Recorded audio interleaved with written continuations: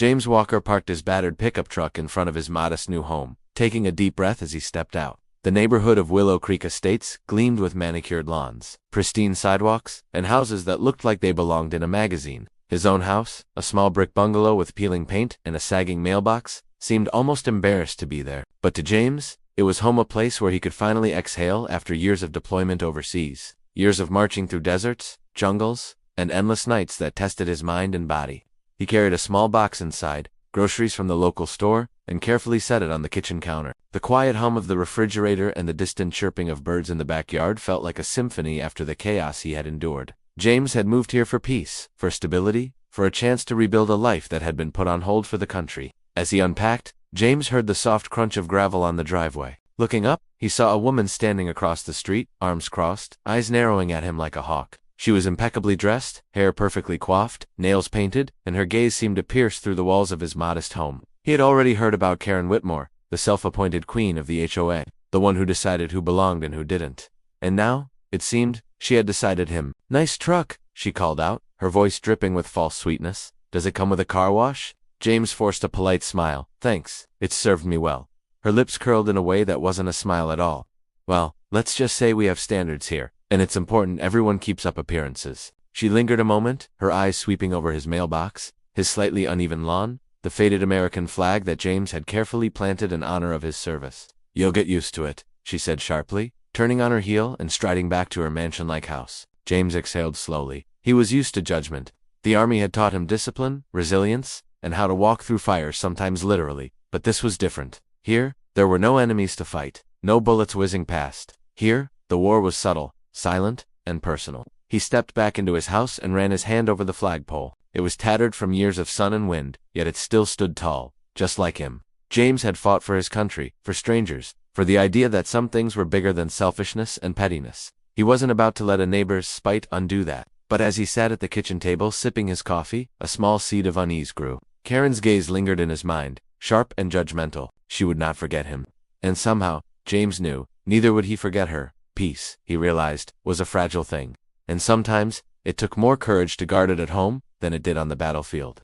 James had tried to ignore Karen, but Willow Creek Estates was a small, tightly knit neighborhood. Every morning, she seemed to appear in his line of sight, clipboard in hand, inspecting lawns as if searching for faults. One day it was a crooked flower bed, another, the faded paint on his mailbox. Her comments were sharp, public, and humiliating. "James, you might want to consider repainting that mailbox," she said once. Standing on the edge of his driveway, her voice as sweet as broken glass. "It's unkempt," James nodded politely. "I'll get to it when I can. Thank you for noticing," her thin lips pressed into a line. "I'd appreciate it if you didn't let it fall further behind. Standards, you know?" And just like that, she moved on, as if she hadn't just wounded him in front of his neighbors. He tried to shrug it off. After everything he had been through, overseas, tanks rumbling, gunfire splitting the night, he could endure a neighbor's petty insults. But Karen wasn't stopping at complaints. She was escalating. One afternoon, while James tended his small garden, he noticed her lingering by the mailbox of the house across the street, peeking into his yard with her binoculars. Then came the day that changed everything. James had been waiting anxiously for a package, a thick envelope from the VA containing his disability benefits, renewal forms, and several important prescriptions he could not afford to go without. He checked the mailbox every morning, the way soldiers check for signals in a war zone, hoping, waiting, dreading. That afternoon, as the mail carrier walked down the street, James caught a glimpse of Karen leaning casually against her car, her eyes fixed on the mailbox. In a moment that seemed almost cinematic, she snatched the envelope from the carrier's hand. "No one said you deserved this," she muttered under her breath, tossing the envelope into the large trash bin behind her house. She smirked as she closed the lid, clearly satisfied with her little act of domination. When James returned home later, there was no envelope waiting for him. Panic gnawed at his stomach. He rifled through the mailbox, checked the porch, even ran back to the street where the carrier had stopped. Nothing. Days passed. His anxiety grew. His medications were running low, and the tight grip of his PTSD began to creep back. Sleep became a stranger. Each day he felt weaker, more vulnerable, as if the safety he had fought so hard to earn had been ripped away. It wasn't until Maria, his next-door neighbor, noticed the exhaustion etched on his face that she stepped in. "James," she said softly, placing a hand on his shoulder, "something's not right. You haven't been getting your mail, have you?" James shook his head, his voice small. I don't know where it went. I've checked everywhere." Maria frowned. "We have security cameras all around the neighborhood. Let's see if we can figure out what happened." For the first time in days, James felt a flicker of hope. but he also felt something else. The bitter taste of betrayal. Someone had deliberately stolen from him, from a man who had given years of his life to his country, simply because he didn't meet a neighbor's arbitrary standard. And that betrayal, he realized, would not go unanswered. The next morning, James sat at his kitchen table with a steaming cup of coffee, staring at the blank envelope in his hands. It wasn't the first time life had tested him, but this time, it wasn't the battlefield, it was his own neighborhood. The sense of betrayal cut deep. A veteran, a man who had served his country, reduced to scrambling for his own mail because a petty neighbor decided she could play judge and jury. Maria had spent the night reviewing footage from the HOA security cameras.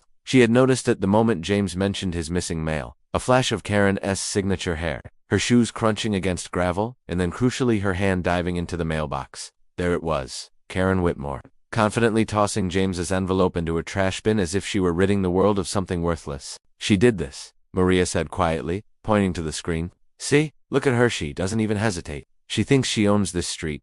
James clenched his fists, a storm of emotions rising inside him: anger, hurt, disbelief. But he breathed deeply, reminding himself of the discipline that had kept him alive through firefights and ambushes. He wouldn't lash out impulsively. He would let the truth do the talking. Together, James and Maria went to the local post office. The postal inspector, a tall, serious man named Mr. Daniels, listened carefully as James explained the situation. Tampering with mail is a federal offense, Daniels said gravely. We take these cases very seriously, especially when it involves someone receiving benefits or medication. James handed over the evidence screen captures from the HOA cameras, timestamps, and a detailed account of his missing mail. Mr. Daniels nodded, making notes and assuring James that an investigation would begin immediately. Meanwhile, word began to spread through the neighborhood. Whispers of Karen's actions circulated, first in hushed tones, then louder. The once feared HOA queen found herself the subject of scrutiny. Neighbors watching her every move, murmuring about her cruelty. Pride, which had once been her armor, began to crack. Karen, confronted at an HOA meeting, tried to maintain her composure. It was just junk mail, she said, her voice trembling slightly, though her eyes darted nervously. I didn't mean. But James, standing tall and calm, met her gaze. It wasn't junk to me, he said softly but firmly. It was my livelihood, my health, my dignity. You had no right. Respect is earned through integrity, not through fear or control. The room fell silent. Karen's defenses faltered as murmurs of agreement rippled through the neighbors. The quiet hero, the man who had once carried a rifle for his country, was now wielding something far more powerful: truth. By the time the police arrived to serve a federal notice, Karen's smug confidence had vanished. James watched as the woman who had terrorized him and others was escorted from the premises. The weight of tension lifted from his shoulders, not because he sought revenge, but because justice, long delayed, had finally arrived. And in that silence, as the sun streamed across his modest lawn, James realized something profound. Patience, courage, and resilience could achieve what anger and malice never could. The morning air in Willow Creek Estates felt lighter than it had in months.